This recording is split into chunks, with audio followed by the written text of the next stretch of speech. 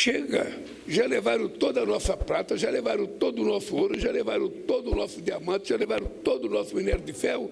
O que mais querem levar? Aqui na América do Sul, nós nos colocamos como uma região de paz. Aqui ninguém tem bomba nuclear, aqui ninguém tem bomba atômica, aqui os nossos drones é para agricultura, para ciência e tecnologia e não para guerra. Então, nós pensamos em defesa como dissuasão, mas eu não sei se o companheiro Ramaphosa percebe que se a gente não se preparar na questão de defesa, qualquer dia alguém invade a gente. Então essa é uma coisa que o Brasil tem necessidade similar à necessidade da África do Sul. E que, portanto, nós precisamos juntar o nosso potencial e ver o que a gente pode produzir junto, construir junto. Não precisamos ficar comprando dos senhores das armas. Nós poderemos produzir. O que precisa é nós nos convencermos que ninguém vai ajudar a gente, a não ser nós mesmos. Então, essa área da defesa é uma área extremamente importante, companheiro Ramaphosa, para a gente trabalhar junto. Muito importante que a sua ministra de Defesa está aqui. Ela vai encontrar com o meu ministro da Defesa às 5 horas da tarde. Aliás, vão almoçar juntos, um de frente para o outro na mesa. Eu espero que conversem bastante sobre a aproximação do Brasil e África do Sul na questão da defesa. Nossos países também possuem grande potencial na área de minerais críticos essenciais para a transição energética e digital em curso. Queremos repensar o papel da exploração dos recursos naturais e fortalecer as cadeias produtivas de nossos territórios. Aqui uma coisa importante, Ramaphosa, é que nós precisamos ter um levantamento concreto do que a África do Sul tem de minerais críticos e de terras raras. O Brasil até agora conhece o potencial de 30% do seu território e nós temos muita coisa. E já está avisado ao mundo de que o Brasil não vai fazer das terras raras e dos minerais críticos aquilo que foi feito com o minério de ferro. A gente vender o minério e comprar produto acabado pagando 100 vezes mais caro. Não.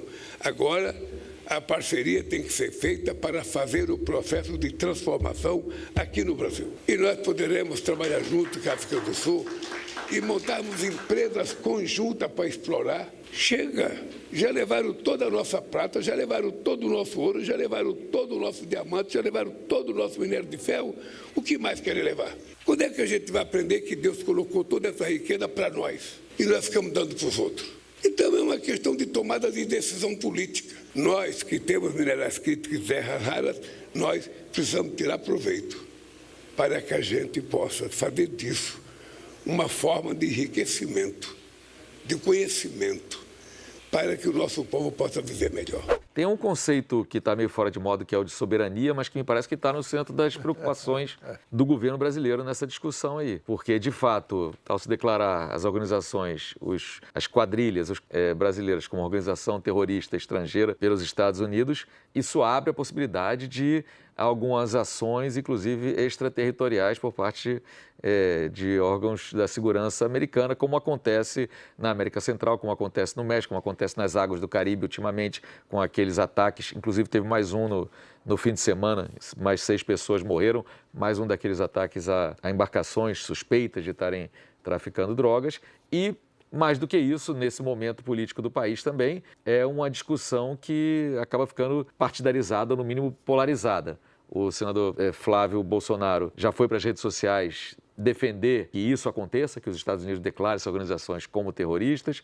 O governo mostra essa resistência. E aí eu acho que a gente tem que voltar e tentar entender. Se forem declaradas terroristas as organizações pelo governo dos Estados Unidos, isso de alguma forma facilita no Brasil o combate a essas organizações? Isso ajuda nos esforços eventuais para se combater essas organizações? Eu acho que esse é o ponto. Sim. Porque se for só uma coisa para o governo Trump vir anunciar mais um grupo de organizações que está considerando terrorista e para demonstrar como está disposto a fazer qualquer coisa pelos interesses dos Estados Unidos, me parece que é muito pouco para o Brasil e é perigoso na questão da soberania. Se fosse uma questão de fazer uma operação coordenada, ampliar a cooperação entre órgãos de segurança do Brasil e dos Estados Unidos, aí essa discussão pode ganhar um outro tipo de momento, um outro patamar que valeria a pena, no âmbito de negociações bilaterais entre os dois governos, ter levado adiante. Do jeito que está colocado, me parece que é um pouco apresentar uma solução simples para um problema complexo, sem ter o que apresentar ainda como resultados de fato que tenham melhorado o combate ao tráfico nesses lugares. Porque a preocupação era justamente essa, Lins, que quando você declara uma organização terrorista, não para nós, mas os Estados Unidos se julgam no direito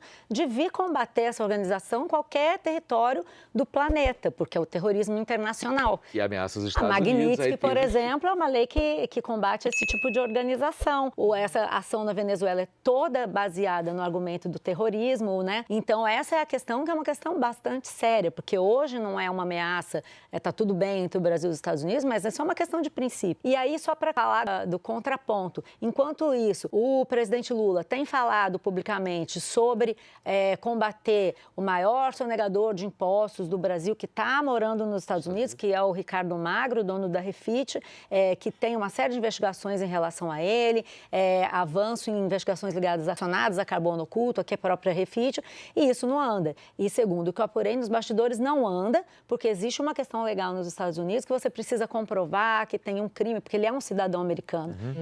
Olha que ironia, o cidadão americano lá, eles não conseguem atingir, porque o crime do Ricardo Magro até agora é um crime tributário, aí tem toda uma questão burocrática legal lá nos Estados Unidos, para que eles aceitem que precisam punir o sujeito que mora lá por crimes cometidos, e aí o governo está construindo um caso de lavagem de dinheiro para encaminhar para os Estados Unidos para conseguir trazer de volta para que ele pague pelos crimes aqui, e aí eles não aceitam. Quer dizer, 2 pesos e 2 medidas. Então, nesse caso, super delicado para a diplomacia, mas o Brasil tem mais é que segurar essa barreira. Teve até um enviado do governo Trump no ano passado para cá para discutir isso com o governo brasileiro, e a direção da PF não quis se reunir com ele, justamente porque o governo brasileiro é terminantemente contra essa mudança na categoria. A Fernanda lembrou, eles se reuniram apenas com técnicos do Ministério da Justiça e com o senador Flávio Bolsonaro, o que, de fato, mostra como que na origem já está também essa ideia... Não tem nada a ver com o combate ao terrorismo, tem a ver com uma questão ideológica. O que isso muda se acontecer de fato, Otávio, para a segurança pública e esse debate? Muda a campanha eleitoral de 2026. Todo mundo estava preocupado se o Trump ia influenciar ou não na campanha. Isso já pode ser considerado uma interferência. Por quê? Qualquer ação do governo brasileiro para que os Estados Unidos não classifiquem PCC e CV como organizações terroristas, a oposição não vai explorar, já está explorando como Lula defende Comando Vermelho e PCC. Simples assim. A reunião do fim de semana na Flórida, lá em Doral, do tal do escudo das Américas, né? Que é uma grande operação, assim, digamos, de cooperação com governos alinhados ao governo Trump em relação a também combate ao narcotráfico, a crime organizado e tudo mais. E aí, com a questão da soberania, fica totalmente de lado ali. E não convidou o Lula. Nem o Lula, nem o Petro. Quais eram os países que não foram convidados? México, me corrija aí. México, Colômbia, Brasil, Colômbia e o próprio Uruguai também não foi. Mas desses, tirando o Uruguai, todos são chamados de país onde há terrorismo pelo Trump. Isso. México, ele fala em terrorismo. Venezuela, ele invadiu por conta de... Com pretexto de combater narcoterrorismo, até a primeira coletiva que ele foi na sinceridade é o petróleo. Deixa essa mulher lá, a presidente, né, a Delcy. Então, será mesmo que os Estados Unidos podem invadir o Brasil? Porque os movimentos nos últimos dias estão indicando que, muito provavelmente, o Trump ele também vai usar desse poder militar, que é a única coisa que resta para o imperialismo dos Estados Unidos recorrer a essa força militar, e aparentemente o Trump também vai querer usar isso, e ele pode usar isso contra o Brasil. O império em decadência, o império em ruína, é um império que vai utilizar da força que tem para poder se manter no poder.